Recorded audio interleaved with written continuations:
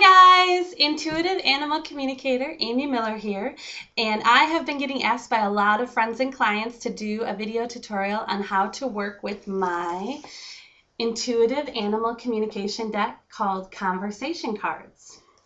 Now, I created this deck about 3 years ago with my beautiful German Shepherd Griffin Millers. He was very, very helpful in the process. The reason I wanted you guys to see a picture of him is because on each of the cards, each of the 33 cards, the back of them has a picture of his paw and my hand together. And the reason I chose to design the back of the cards that way is so that our energy would be with you, assisting you while you are working with the cards on your own. The deck also comes with a little instruction manual that I put together just to give you some ideas, tips to help you work more fluidly with the deck. Today we're doing the video just to give you a few more ideas of what it looks like to work with these conversation cards. I did design them to be like real-time conversation between you and your animal so that you can get information about what's going on in the moment. Body parts are included, feelings are included, activities are included in the deck. It's short, it's simple to use, and let's get started. Now, when I work with any type of cards, how I do it is I tend to just shuffle. I start with a good shuffle, which you should always shuffle, but that's actually my form of getting information. I tend to focus on one animal at a time.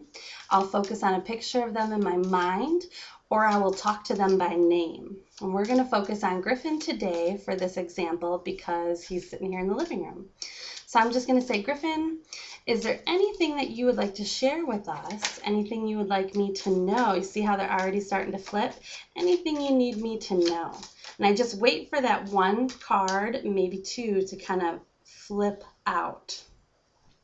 And he's telling me that something is bothering him with his nose. I'm already aware of this. It's very cold outside here today in Colorado, and he's had a little bit of a runny nose. And he tends to get these little crusties built up in the side. And me being a good dog mom, or a bad dog mom, maybe in his opinion, I was picking at his little nose crusties this morning. So I'm sure he wants to send me quite the message about his nose today. But it is interesting because each card that you choose in the deck is going to really help you build your intuition, because they all have two quotes and a bold-faced topic. That one was rest. Here's the nose one that I pulled the first time. And how that's going to help you build your intuition is because you are going to be more drawn to the first quote or the second quote. And you should always go with your gut feeling as far as information your animal is trying to give you, and focus on one quote over the other. You may get more than one card fall out of the deck at a time, and then maybe you should focus on the bold-faced print. Like maybe you're getting separation anxiety and travel, so they may be nervous about a travel and being separated from you, and really build that intuitive muscle. I find that whenever we start working with intuition, that we really tend to intellectualize away the beautiful information that is being sent from our animals. And I find that for beginners, when I'm teaching, having something tangible like my deck of cards helps them solidify that this is real, this is happening, and this is the information I get, because it takes it from up here and it makes it a little more tangible, which is great when you're starting out. Some people don't tend to get the card poppers, as I call them. Every time I work with a deck, I do a little shuffling and the information I need just pops right out. Some people like to shuffle until they get a little inkling, like, see, I'm already tripping cards up again. Maybe I should stop. And those people might shuffle a little bit, and once they get that inkling, they'll stop, and they'll just pick the card. And then they'll read the message from there. People who aren't usually used to working with decks of cards also might try what I might call the go fish method. And that would be just smushing the cards all around on the table, really give them a good mix up. Let's focus on a good question with Griffin. I'll just say, Griffin, he's almost fallen asleep. I'll say, is there anything else that you want to share with us today, or anything else you want to let me know? And I kind of just put my hands over the pile, and I'm feeling very drawn towards the front of the pile, so I'm going to grab this particular card here. He says yes. All right, thank you, Griffin. So I'm going to kind of refocus. There is something he wants me to know. There is something he wants to share. I'm also feeling drawn towards the front of the pile. Again, I'll pick another card. And I picked the behavior card. And the first quote on this behavior card is what I'm really drawn to. And it says, I want to please you.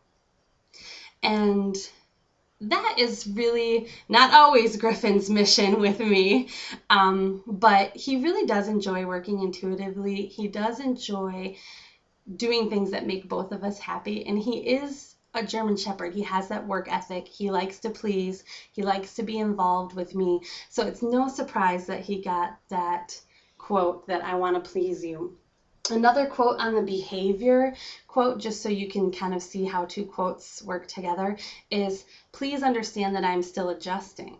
Okay, so you may have an animal that's having specific behaviors and you ask them why those behaviors are happening. If the behavior card came up for you, it may be he just wants you, he or she, to know that they're still adjusting to a specific change, either in their environment or their lifestyle. So that gives you just a little bit of an idea of how the cards work and how you can kind of play with them to get information from your animal. I do recommend that people don't sit and ask the same questions to their animals over and over again.